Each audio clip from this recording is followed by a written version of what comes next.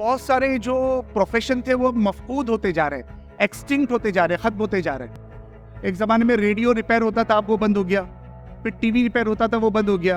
हम लोग जानते हैं कि वीसीडी प्लेयर होता था, वीडियो प्लेयर, बड़ी कैसेट होती थी, बच्चों ने नहीं देखी होगी, वो बंद हो गई। मेरे वालिद साहब की घड़ी रिपेयरिंग की दुकान थी, वो बंद हो गई। हम लोग घड़ी रिपेयर करते थे। अब मैंने ये सोचा कि 2050 में क्या क्या बंद हो जाएगा, जो आज हम सीख रहे हैं वो शायद उस वक्त बंद हो जाएगा। तो उस वक्त के लिए आपको और मुझको तैयार रहना है, क्योंकि ये बच्चे आज के लिए तैयार नहीं हो रहे, ये 10 साल बाद के लिए तैयार हो रहे हैं। ठीक है, तो इसके लिए कुछ करियर्स हैं जो फ्यूचर में आगे बढ़ने वाले हैं, जिसमें कुछ करियर का नाम लिया जाता है, जिसको हम आर्टिफिशियल इंटेलिजेंस कहते हैं, जिसको हम मशीन लर्निंग कहते हैं, जिसको हम क्लाउड कंप्यूटिंग कहते हैं, जिसको हम फार्मा विजिलेंस कहते हैं, या जैसे हम डेटा साइंस कहते हैं, या सस्टेनेबल डेवलपमेंट कहते हैं। तो ये जो करियर जिनके मैंने नाम लिए, ये फ्यूचरिस्टिक करियर है। मैं हमारे चीफ गेस्ट जनाब डॉक्टर काजिम मलिक साहब को दावत देता हूं कि वो इस टॉपिक के ऊपर, इस सेमिनार के थीम के ऊपर हमें गाइड करें, the scope and the importance of higher education. यहाँ मौजूद तमाम असातिज़ा, वालिदैन और स्टेज पे मौजूद तमाम मेहमानान और इस प्रोग्राम के जिम्मेदार और अजीज़ बच्चों, अस्सलाम वालेकुम रहमतुल्लाहि व बरकातहू। मुंबई से मेरा ताल्लुक़ है। वहाँ एक बहुत अच्छे शायर हुआ करते थे, यूसुफ नाजिम साहब। तो यूसुफ नाजिम साहब से किसी ऐसी तकरीब में किसी ने पूछा कि यूसुफ साहब, हमारे तालीमी निज़ाम में क्या कमी है? तो उन्होंने कहा कि हमारे तालीमी निज़ाम में 2 कमियां हैं, एक तालीम की और दूसरे निज़ाम की। तो ये 2 कमियां बहरहाल हमारे तालीमी निज़ाम की है, और इन 2 कमियों को दूर करने की कोशिशें होती रहती है कि या तो निज़ाम की कमी को दूर किया जाए या तालीम की कमी को दूर किया जाए। और हम लोग तगोदो करते रहते हैं पूरे देश में कि किसी तरीके से मुस्लिम कम्युनिटी का परसेंटेज इसमें बढ़ जाए, लेकिन उसके बावजूद कम्युनिटी अच्छा कर रही है। मतलब हम लोग अक्सर कम्युनिटी की कमियां गिनाते रहते हैं कि कम्युनिटी में बच्चे अच्छा नहीं कर रहे हैं और लड़कियां आगे बढ़ रही है वगैरह वगैरह, ये सारी चीज़ें हम लोग करते रहते हैं। उसके बावजूद भी मैं देखता हूँ कि हमारे बच्चे बड़े खुश हैं। मतलब मुस्लिम कम्युनिटी में सुसाइड का परसेंटेज बहुत कम है, मेंटल इलनेस बहुत कम है। मतलब बगैर पढ़े लिखे भी हम खुश रहने के आदी है, ये एक अच्छी बात। मतलब no performance but we are relax कि चलो यार कुछ नहीं हो रहा है, फिर भी हम बहुत अच्छे हैं, कम से कम अच्छा खाना हम पका लेते हैं। हमारी होटलें बहुत अच्छी आबाद है, मतलब एक 300 घरों में हमको 20 होटलें मिलेगी जिसमें मुख्तलिफ किस्म के खानों का रिवाज होगा। तो हम बड़े फख्र से कहते हैं कि भाई वो जिस तरीके से मुगलिया सल्तनत के खाने हमारे दिए हुए हैं, उसी तरीके से ताजमहल और लाल किला भी हमारा दिया हुआ है। अब इंशाल्लाह अगले 1000 साल हमको हिंदुस्तान में कुछ करने की जरूरत ही नहीं, कि ताजमहल से बहुत अच्छा रेवेन्यू आ रहा है। मतलब शाहजहां का क्या विजन था कि उसके मरने के 1000 साल भी उससे इंडियन गवर्नमेंट पैसा कमा रही। तो ये सारी बातें करके भी हम अपने दिल को बहलाते हैं, लेकिन फिर हम कुछ नई रिसर्च पर भी रोशनी डालते हैं कि आजकल दुनिया में क्या हो रहा है। तो जैसे आप बहुत सारे बच्चे बैठे हैं, मैं एक सवाल पूछता हूँ, आप बच्चे हाथ उठाएंगे कि कितने बच्चे ऐसे जिनको इंजीनियर बनना है, हाथ उठाएं। इंजीनियर कौन कौन बनना चाहता है भाई, हाथ उठाओ। अच्छा, तो कम बच्चे। अच्छा, डॉक्टर कितने बच्चों को बनना है? चलिए भाई एक बार अपने लिए ताली बजाइए कि कम से कम ये सोचना कि मुझे कुछ बनना है, ये भी कामयाबी की तरफ एक कदम। अगर आप सोचेंगे नहीं तो बनेंगे कैसे? और मुझे खुशी हुई कि इंजीनियरिंग में ज्यादा बच्चे जाने के लिए तैयार नहीं है, क्योंकि ऑक्सफॉर्म एक कंपनी है, उसकी रिपोर्ट है कि भारत में पिछले कई सालों से 68% इंजीनियर जो है वो बेकार। बहुत बड़ा रिसेशन आया है, इंजीनियरिंग में जॉब ही नहीं, क्योंकि हमारे 90% इंस्टीट्यूट है, वहां पे स्किल डेवलपमेंट होता ही नहीं, IITs और IIITs को छोड़कर। दूसरे IIT का भी अलविया ये है कि जो इतना सिलेक्शन करके और इतना क्लासेस में जाके इतनी मेहनत के बाद IIT पास करता है, वो कंपनी ज्वाइन करने के बाद वो जॉब छोड़ देता है और कुछ और ही करने लगता है। तो कई IITs ऐसे हैं जो टॉप IITians हैं, उन्होंने करोड़ों रुपए की सैलरी छोड़ी और कुछ और काम कर रहे हैं। कोई खिदमत खल्क कर रहा है, कोई वो बोरवेल खोद रहा है, कोई कुछ कर रहा है, कोई कुछ कर रहा है, कुछ लोगों की अपनी प्राइवेट क्लासेस है। तो इस तरीके से भी ये काम हो रहा है। एक किताब का मैं जिक्र करूंगा आपके लिए, अगर आप वक्त मिले तो उसको पढ़िए, नेट पर अवेलेबल है। उस किताब का नाम है फिजिक्स ऑफ द फ्यूचर, मुस्तकबिल की फिजिक्स। मिचाओ काकू करके एक चाइनीज साइंटिस्ट है, उन्होंने लिखा है। तो उन्होंने मुस्तकबिल को 3 हिस्सों में तकसीम किया है, एक नियर फ्यूचर, एक फ्यूचर और एक फार फ्यूचर। नियर फ्यूचर मतलब 2030, 2035, फ्यूचर मतलब 2050 और फार फ्यूचर मतलब 2070 और बियॉन्ड। तो किसी भी कम्युनिटी को कोई काम करना होता है तो उसके लिए एक विजन का डिसीजन लेना बहुत जरूरी। और मैं ये कहता हूं कि पिछले 250-300 साल से कम्युनिटी का विजन तय नहीं हो पाया है। मतलब अभी भी हमारे पास जो नाम है जिनके हम तारीफें करते रहते हैं, उनमें अल्लामा इकबाल है। अल्लामा इकबाल को गुजरे हुए 100 साल होने आए, उसके बाद वैसा कोई शहसवार पैदा नहीं हुआ। तो मैं ये सोचता हूँ कि यार गालिब और इकबाल के बाद क्या लोग बनना बंद हो गए कम्युनिटी में?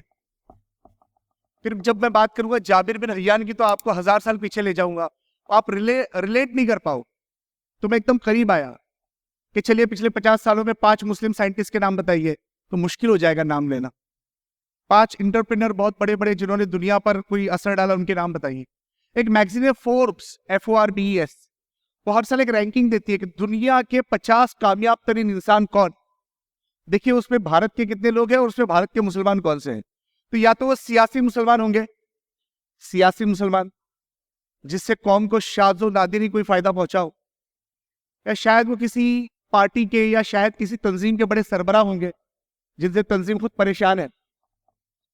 आम मुसलमानों में कोई ऐसी तहरीक नहीं बर्पा हो पाई बर्रे सगीर हिंद में जिससे मुसलमानों को कोई फायदा हुआ ओवरऑल। अब इस सिनारियो में जब हम बात करते हैं तो मैं इस किताब का जिक्र करता हूं। इस किताब में इन्होंने एक विजन दिया है कि जब सन 2000 खत्म होगा तो उसके बाद 1 जनवरी जब आएगा 2000 मतलब सन 3000 का, तो उसका न्यूज़पेपर कैसा होगा। तो इतना बड़ा विजन एक फिजिक्स को लेकर एक शख्स दे सकता है, तो इतनी बड़ी कम्युनिटी को लेकर हम कोई विजन क्यों नहीं दे सकते? इसका ये एक बहुत बड़ा अलमिया है मतलब। और मैं मेरे टॉपिक पे बात करूंगा, आप घबराइए नहीं और जल्दी बात करूंगा। दूसरे ये कि बहुत सारे जो प्रोफेशन थे वो मफकूद होते जा रहे हैं, एक्सटिंक्ट होते जा रहे हैं, खत्म होते जा रहे हैं। एक जमाने में रेडियो रिपेयर होता था, अब वो बंद हो गया। फिर टीवी रिपेयर होता था, वो बंद हो गया। हम लोग जानते हैं कि VCD प्लेयर होता था, वीडियो प्लेयर, बड़ी कैसेट होती थी, बच्चों ने नहीं देखी होगी, वो बंद हो गई। अब क्या बंद होने जा रहा है? तो अब जैसे समीम ने कहा कि छोटे छोटे ITI के कोर्सेस हैं, तो गवर्नमेंट की स्कीम है स्किल डेवलपमेंट, जिसमें मोबाइल रिपेयरिंग सिखाया जाता है। मोबाइल रिपेयरिंग शायद अब बंद ही हो गया है और शायद 1-2 साल में रिपेयर होना बिल्कुल बंद हो जाएगा। मेरे वालिद साहब की घड़ी रिपेयरिंग की दुकान थी, वो बंद हो गई। हम लोग घड़ी रिपेयर करते थे। अब मैंने ये सोचा कि 2050 में क्या क्या बंद हो जाएगा, जो आज हम सीख रहे हैं वो शायद उस वक्त बंद हो जाएगा। तो उस वक्त के लिए आपको और मुझको तैयार रहना है, क्योंकि ये बच्चे आज के लिए तैयार नहीं हो रहे, ये 10 साल बाद के लिए तैयार हो रहे हैं। ठीक है, तो इसके लिए कुछ करियर्स हैं जो फ्यूचर में आगे बढ़ने वाले हैं, जिसमें कुछ करियर का नाम लिया जाता है, जिसको हम आर्टिफिशियल इंटेलिजेंस कहते हैं, जिसको हम मशीन लर्निंग कहते हैं, जिसको हम क्लाउड कंप्यूटिंग कहते हैं, जिसको हम फार्मा विजिलेंस कहते हैं, या जैसे हम डेटा साइंस कहते हैं, या सस्टेनेबल डेवलपमेंट कहते हैं। तो ये सारे अल्फाज आप लिख लें अगर आप मेरी आवाज़ सुन रहे हैं, और अगर नोट वोट करने के लिए कुछ लाए हैं लिखने पढ़ने के लिए, कभी भी ऐसे किसी प्रोग्राम में आए तो लिखने के लिए कुछ लाए ताकि आप ये सब भूल ना जाए। अब मैं जो बोल रहा हूँ ये सब जाके 24 घंटे में आप भूल जाएंगे। पता है आपको क्या याद रहेगा? सिर्फ ये हॉल, ये पंखे, हमारे कपड़े, ये माइक, बस यही याद रहेगा। लिखने की आदत हमको अभी तक नहीं पड़ी। कई मुफक्किर मर गए बोलते बोलते कि भाई लिखो। कम से कम मोबाइल में टाइप कर ले ताकि आपको याद रहे कि क्या करना है क्या नहीं। दूसरे ये कि ये जो करियर जिनके मैंने नाम लिए, ये फ्यूचरिस्टिक करियर है। इनको अचीव करने के लिए कुछ अदारे हैं, कुछ सिस्टम है। देखिए, या तो हम इतने इंटेलिजेंट हो आइंस्टाइन की तरह, न्यूटन की तरह, कि हमको किसी फॉर्मल एजुकेशन की जरूरत ना पड़े। और मुस्लिम कम्युनिटी में ऐसे बहुत सारे लोग हैं। मेरा एक दोस्त है जिसने पल्सर बाइक का बैक गियर बनाया था, जिससे बाइक पीछे चलती। जैसे कारों में एक बैक होता है, आप रिवर्स लेते, उसने बाइक का रिवर्स गियर बनाया। उसको एक कंपनी ने कई करोड़ रुपए देके खरीदा, लेकिन वो वर्कआउट नहीं हुआ, उसको अच्छे पैसे मिले, वो 8वीं फेल था, 8वीं फेल। अब इससे 2 बातें सामने आती है, स्किल का और तालीम का क्या ताल्लुक है। हमारी कम्युनिटी में स्किल भरपूर है। कल हमने जहाँ खाना खाया, हमने देखा कि वो खाना इतना लजीज था, मुझे मिडिल ईस्ट की याद आ रही थी, जद्दा दुबई की। जब ऐसा खाना आपकी कम्युनिटी में हम यहाँ बना सकते हैं, तो क्या उसके जरिए हम कौम में कोई इनकलाब ला सकते हैं क्या? उसके लिए किन लॉजिस्टिक की जरूरत है? उसके लिए हमारा माशरा तैयार है क्या? तो हमारा माशरा भी बहुत सारी तब्दीलियों के लिए तैयार नहीं है, उसको तैयार करने की भी जरूरत। जैसे अभी आपको पता है कि दुनिया में 1% लोग हमेशा मेंटल इलनेस का शिकार रहते हैं। कोरोना के चलते वो परसेंटेज 3 से 5% हो गया है। तो अब साइकेट्रिस्ट और काउंसलर बहुत लगने वाले हैं दुनिया को, क्योंकि 5% लोग दिमागी मरीज होंगे। एक तो कोरोना भी है, बेरोजगारी भी है, और दूसरे मोबाइल ने भी कोई कमी नहीं छोड़ी है लोगों को दीवाना बनाने। तो अब ये दीवानगी बढ़ेगी तो आपको कितने साइकेट्रिस्ट लगेंगे, उसका हिसाब आपको लगाना पड़ेगा। अब जो नया एजुकेशन सिस्टम आ रहा है नेशनल एजुकेशन पॉलिसी के तहत, उसमें मदर टंग को बहुत अहमियत दी जाएगी। और मैं कुछ ऐसे अदारों में देख कर आया हूं कि जहां मैंने उर्दू में गुफ्तगू की और आप अपनी मदर टंग में उसको रियल टाइम ट्रांसलेट कर लेते हो। रियल टाइम ट्रांसलेशन होता है। तेहरान में जुमा एक होता है और जुमा का खुतबा पर्शियन में दिया जाता है। 5 लाख लोग नमाज पढ़ते हैं, वहां सबको एक हेडफोन दिया जाता है, 13 मुख्तलिफ जबानों में उस खुतबे का रियल टाइम ट्रांसलेशन। तो अब जैसे लैंग्वेज बैरियर नहीं रहा, अगर मैं उर्दू में बोल रहा हूं और अगर आपको मराठी में समझना है तो आपके पास वो ट्रांसलेटर मौजूद है, आप जब चाहे उसको सुन सकते हैं।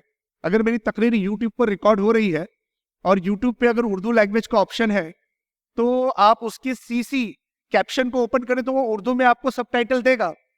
ऐसे सॉफ्टवेयर हमने टीम के देखे हैं, गूगल के, माइक्रोसॉफ्ट के, जो 25-25, 30-30 लैंग्वेजेस में ट्रांसलेट करते हैं। तो ट्रांसलेटर की एक बहुत बड़ी जॉब है, वैकेंसी है, जो वहां पर खत्म होती है और एक नया जाविया करियर का शुरू होता है। तो इन नए जावियों को बच्चों आपको समझना है, पुरानी रिवायत को थोड़ा छोड़ना पड़ेगा। और मेरा यह ख्याल है कि हर बच्चा इंजीनियर और डॉक्टर बनने के लिए पैदा नहीं हुआ। ये तो आप मार्केट के फोर्सेस की वजह से बोल रहे हैं। मतलब आप डॉक्टर को देखते हैं। चलिए एक और सवाल पूछता हूं, कितने बच्चों को टीचर बनना है? हाथ उठाएं।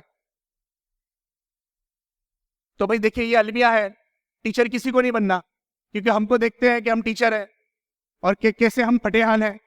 टीचर को तनख्वाह नहीं मिलती, टीचर के बाल बिखरे हुए रहते हैं, वो इतने सारे बच्चों को डील करता है, खुद परेशान होता है। तो बच्चे टीचर नहीं बनना चाहते, बच्चे क्या बनना चाहते हैं? डॉक्टर। डॉक्टर को देखते हैं, सूट बूट है, पैसा है, गाड़ी है, रुपया है, इज्जत है, सब कुछ है। तो बच्चों का परसेप्शन जो बनता है वो हम बनाते हैं। क्या हमने किसी बच्चे को कहा कि बेटा NIFT में जा और अच्छा स्कार्फ डिजाइन कर, national institute of fashion technology? क्या हम नहीं चाहते कि हमारे बच्चे क्लैट करें और नेशनल लॉ यूनिवर्सिटी में जाए? क्या हम नहीं चाहते कि UCET का एग्जाम दे और बैचलर ऑफ डिजाइन में बच्चे जाए, जो एक बहुत अच्छा करियर है? क्या हम नहीं चाहते कि हमारे बच्चे बहुत अच्छा ऑल इंडिया फार्मेसी ग्रेजुएट का एग्जाम दे और फार्मा विजिलेंस, एक बहुत अच्छी फील्ड है जो इंडिया में अब डेवलप होगी, उसमें जाए? हम बच्चों को नई दुनिया दिखाने से खुद डरते हैं, क्योंकि उस नई दुनिया में हमको डर लगता है कि हमारा वजूद खतरे में। तो अपने वजूद से मत डरिए, बच्चों को नई दुनिया दिखाइए। और हायर एजुकेशन में बच्चे की मर्जी को पहले जानिए। अब याद रखिए, मैं करियर काउंसलिंग करता हूं, साइकोलॉजी बहुत कूट कूट के हमने पढ़ा है। आदमी करता वही है जो उसके खून में होता है, भले किसी करियर में हो, करता वही है। अगर वो बहुत ज्यादा बातूनी है तो ऑपरेशन थिएटर में भी वो ऑपरेशन करते करते मरीज से बात करेगा। मैंने देखा है, वो ऑपरेशन कर रहा है, मरीज को बोल रहा है कैसे हो तुम, कल क्या खाया था, और वो बेहोश है। मतलब एक बातूनी आदमी कुछ भी बन जाए, वो बातें करता रहेगा। एक आदमी जिसमें मैथमेटिकल एबिलिटी है, वो यहाँ बैठेगा तो क्या देखेगा पता है? इसका लेंथ कितना है, इसकी चौड़ाई कितनी है, कितने लोग बैठे हैं, क्या हो रहा है, क्या नहीं हो रहा है। कोई साउंड इंजीनियर आएगा तो बोलेगा ये माइक कितना बकवास है, कितना इको हो रहा है। आप बंबई आए, हमारे पास एक हॉल है, ऑडिटोरियम, जहां NCP है उसका नाम है। इतनी बड़ी कैपेसिटी है, बगैर माइक के आखिरी आदमी तक सुन सकता है। बगैर माइक के हर कोने में आवाज जाती है। वो वैसा इंजीनियरिंग सिस्टम बना है, अंग्रेजों ने बनाया था। जहां मैं रहता हूं भेड़ी बाजार, वहां पर एक हैंसकॉक नाम का एक ब्रिज था, जो नीचे से ट्रेन गुजरती थी, ऊपर से ट्रक जाती थी तो हिलता था। अब वो ज्यादा हिलने लगा, गवर्नमेंट ऑफ महाराष्ट्र ने उसको तोड़ दिया। तोड़ने के बाद अब बनाते तो बनता नहीं, तो उधर लिखा ब्रिटिश में कि we are unable to make that bridge, what to do. तो उन्होंने लिखा जवाब में कि भाई जब तुमको समझा नहीं था कि इसको बनाना कैसे, तो तोड़ा क्यों? इंतजार करो, हम आके वापस बनाएंगे। बीएमसी के इंजीनियर ने मुझको प्लेटर दिखाया कि भाई वो ब्रिज तो हमसे बना नहीं यार, वो हिलता था तो हमने तोड़ दिया। मैंने कहा वेरी गुड। कितने साल पहले बना था? ईस्ट इंडिया कंपनी ने बनाया था 1930 में। अब आप बोलो क्या इंजीनियर कर रहे हैं, आपके घास छील रहे हैं आईआईटी में जाके। भाई जो स्किल है ना वो पैदाइशी होती है, वो बच्चा खून में लेके पैदा होता है। समझे एक बात, मैंने एक मरतबा कोशिश की कि मैं बकरा छीलूं कुर्बानी का, बकरा, मैं उसकी खाल नहीं उतार पाया, ये सब दुखने लगा, सब दुखने लगा। और एक बच्चा था छोटा, बोला अरे सर हट जाओ, मैं छीलता हूं। तो मैंने ये देखा कि जो स्किल होती है ना वो हमने कूट कूट के भरी है, सिर्फ उसको हम लोग एक्सप्लॉइट नहीं कर पा रहे, इस्तेमाल नहीं कर पा रहे। उसके लिए ये इंस्टीट्यूट जरूरी है, लेकिन एक कम्युनिटी का सपोर्ट भी जरूरी। इसके लिए जरूरी है कि हमारे जो नए गोल्स है एजुकेशन के, गवर्नमेंटल गोल, उस पर हम भी पूरे उतरे। जैसे क्रिटिकल थिंकिंग है, लॉजिकल रीजनिंग है, प्रॉब्लम सॉल्विंग एटीट्यूड है, या इनोवेटिव थिंकिंग है कि कैसे इनोवेशन लाया जाए नई चीजों में, कैसे मसाइल को हल किया जाए। इसके लिए हमको नई नस्ल को तैयार करना है, ये बात याद रखें। क्योंकि जब आप हायर लेवल पे जाते हैं, जब आप कोई एमबीएस का ट्रेनिंग प्रोग्राम लेते हैं, जब आप कोई कंपनी का एनुअल रिव्यू लेते हैं, तो वहां आप किसी की क्वालिफिकेशन नहीं देखते, वहां आप उनकी प्रॉब्लम सॉल्विंग स्किल देखते हैं, वहां आप उनकी क्रिटिकल थिंकिंग देखते हैं, वहां आप इंस्टीट्यूट नहीं देखते, वहां आप मदर टंग नहीं देखते। लेकिन यही चीजें आपको एक्सेल करना सिखाती हैं। एक्सेल करने के लिए जरूरी है कि आप लोग गोल का तयन करें। मैं बच्चों से कहूंगा कि एक लॉन्ग टर्म गोल तय करें कि अगले 25 सालों में हमको क्या करना है, अगले 25 ईयर्स के बाद। मतलब मैं जो यहाँ पर जिम्मेदार है उनसे भी कहूंगा कि नांदेड़ के लिए एक 25 ईयर विजन बनाइए कि आपको नांदेड़ में कितने आईएएस चाहिए, कितने सुपर स्पेशलिटी डॉक्टर चाहिए, कितने अच्छे इंजीनियर चाहिए, कितने होटल मैनेजमेंट के लोग चाहिए, कितने अर्बन डेवलपमेंट के लोग चाहिए। एक इंस्टीट्यूट है हमारे यहाँ TISS, Tata institute of social science, वहाँ पर एक कोर्स होता है पीजी डिप्लोमा अर्बन डेवलपमेंट। एक इंस्टीट्यूट है हमारे यहाँ IIPS, Indian institute of population studies, वो कोर्स करके PhD करके बच्चे जाते हैं यूनिसेफ यूनेस्को में, उनकी भी लाख रुपये तनख्वाह होती है। और जब आप इन इंस्टीट्यूट में पढ़ते हैं तो तनख्वाह बहुत इमटेरियल हो जाती है। हमारे एक दोस्त है BARC में, उनको पूरे हिंदुस्तान में फ्लाइट टिकट फ्री है, कहीं भी उनको रहना खाना सब फ्री है, किसी चीज के पैसे नहीं लगते। और वो किसी की पोस्ट पर है जहां पर वो जब चाहे किसी फ्लाइट को, अकेले जेट फ्लाइट को बुक करके जा सकते हैं, उनको जरूरत नहीं वीजे के लिए अप्लाई कर देंगे, ऐसी पोस्ट पर है। तो उस पोस्ट पर जाने के बाद आप दुनिया में कंट्रीब्यूट करते हैं। और जब मैंने अपनी बात शुरू की थी, मैंने कहा था कि पिछले 300 सालों में हमने दुनिया को कुछ नहीं दिया है सिवाय गालिब और इकबाल के, और उनको भी हम अभी तक समझ नहीं पाए। तो अब जरूरत है कि एक नया जाबिर बिन हय्यान हम में पैदा हो, एक नया, अब मैं बहुत रिलेवेंट बात करता हूँ, एक नया APJ अब्दुल कलाम हम में पैदा हो, और हम दुनिया को वो विजन दे जो विजन सिर्फ हमारे पास। देखिए आप बात याद सुनिए, हमारे पास जो विजन है किसी के पास नहीं, क्योंकि हमारे पास 2 दुनिया का विजन है, एक इस दुनिया का भी और इसके बाद की दुनिया का। वरना लोग तो कहते हैं कि जब आप मर जाएंगे तो आपकी आत्मा कहीं किसी और शरीर में चली जाएगी। ये हम ही है जो कहते हैं कि आत्मा मरेगी नहीं, वो जाएगी एक जगह, उसका हिसाब होगा। तो ये जो आपका कंसेप्ट है ना, ये कंसेप्ट दुनिया को समझाने के लिए आपको एक्सेल करना पड़ेगा, आपको एक्सेल करना पड़ेगा। और उसके लिए आपको चाहिए कि आप अपना गोल तय करें, एक शॉर्ट टर्म गोल तय करें 5 साल का, एक 25 साल का गोल नांदेड़ शहर के लिए, एक 5 साल का गोल अपनी फैमिली के लिए, अपने लिए, और एक 1 साल का गोल, क्योंकि इस 1 साल में ये अचीवमेंट मुझे करना है। उसके बाद अपने टाइम को मैनेज करें, उठने का टाइम, सोने का टाइम, डिसिप्लिन, इसको मैनेज करें। टाइम मैनेजमेंट पे 2-3 घंटे का लेक्चर है हमारा। दूसरे फोकस रहे, कोई भी हंगामा आ रही हो आप उसमें शामिल ना हो, अपने आप को फोकस रखें, अपने गोल का तयन करें, अपनी मंजिल को खुद तलाश करें, और अपनी मंजिल के पीछे ऐसे पड़ जाए जैसे कि उस मंजिल को के हुसूल के बगैर आपकी जान भी जाए तो आप उसको भी रोक दें, आप मलकुल मौत को भी कह दें कि भाई मुझे वो मंजिल अचीव करनी। इतना स्ट्रॉन्ग कमिटमेंट आपको अपने गोल के लिए होना चाहिए, तब आप कोई नई चीज दे पाओ। जैसे स्टीव जॉब्स ने कहा था कि मैं दुनिया के कम्युनिकेशन सिस्टम को बदल दूंगा, कल्चर को बदल दूंगा। आज स्टीव जॉब्स ने मोबाइल का इजाद किया, एप्पल का, दुनिया का सब बदल गया, कम्युनिकेशन सिस्टम बदल गया, बराबर है। आपने नहीं सोचा, आपने 1960 में फतवा दिया टीवी देखना हराम है, आज आप ही आके टीवी पे तकरीर कर रहे हो। तो फिर आपको तब सोचना चाहिए था, तब आपके पास विजन नहीं था, आज भी आपके पास विजन नहीं। Lack of vision is killing yourself. इससे अच्छा है कि आदमी मर जाए खा पी के, कुछ नहीं करे। समझे आप बात? It's a deadly vision if you don't have a vision. अगर आपके पास कोई नज़्बुल ऐन नहीं है तो आप जिंदा कौम नहीं।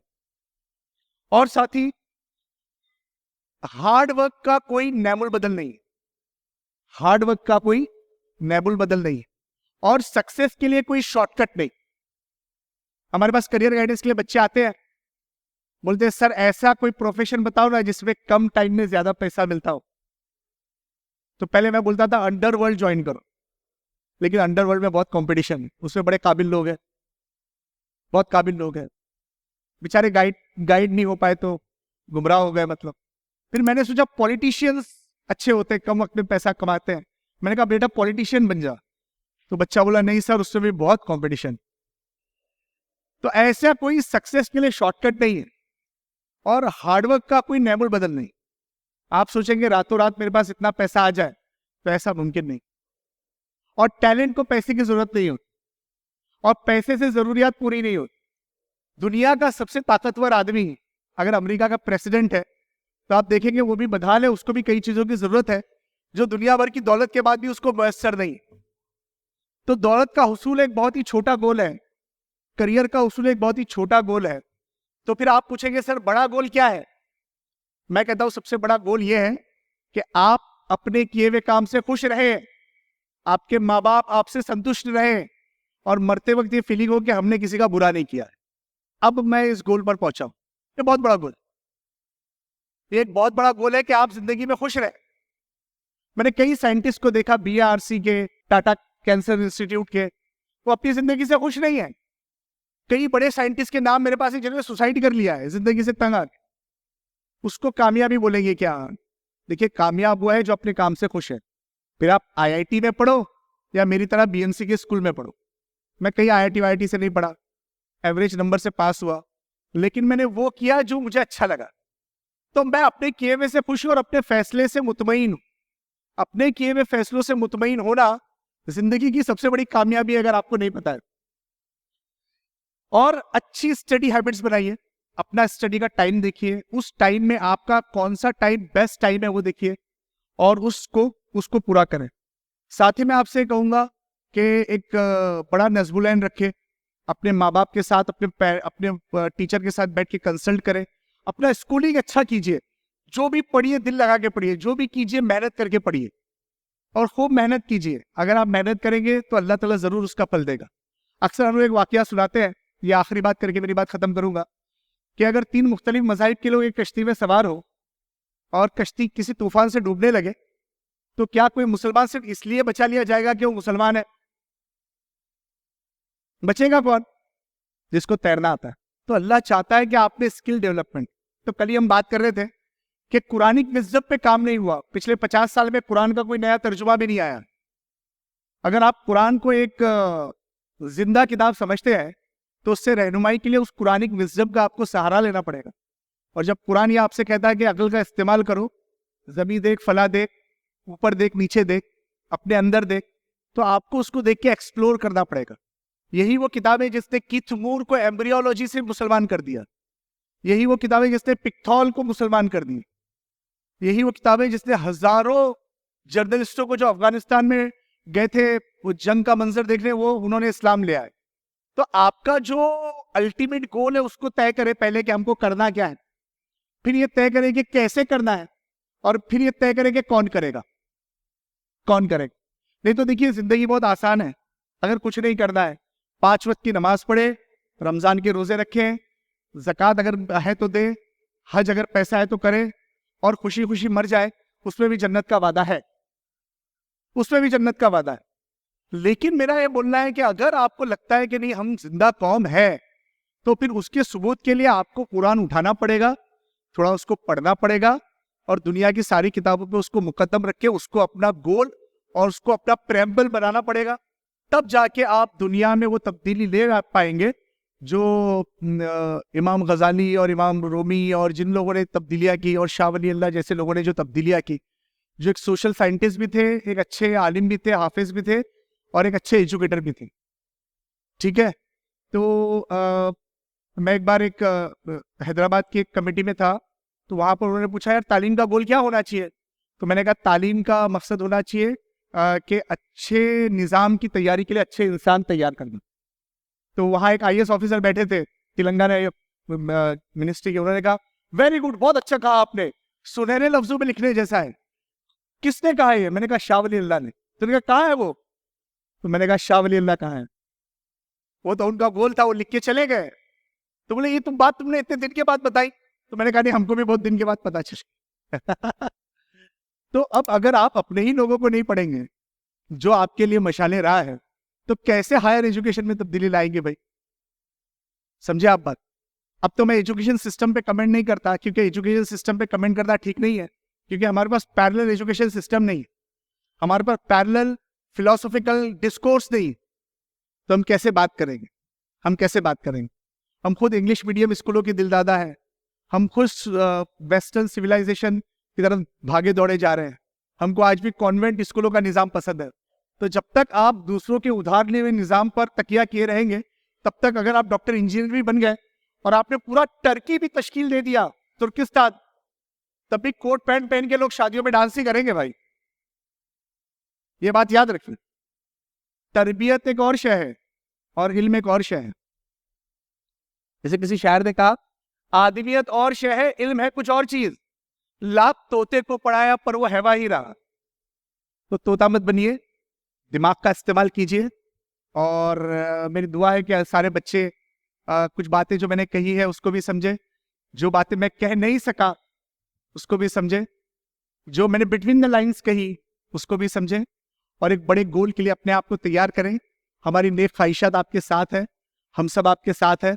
आपको कहीं कोई तकलीफ होती है एजुकेशन में, स्कॉलरशिप में, तो हम आपके पीछे खड़े हैं। बम्बई का एक ट्रस्ट है, हम लोग मेडिकल इंजीनियरिंग के बच्चों को स्कॉलरशिप देते हैं, प्राइवेट के भी और गवर्नमेंट के भी। और हम चाहते हैं कि बच्चे और आगे जाएं और अपनी कौम का, अपने माँ बाप का और अपना नाम रोशन करें। मेरी नेक ख्वाहिशात आपके साथ है। आपने मुझको सुना, इसके लिए बहुत बहुत शुक्रिया। खुदा हाफिज़।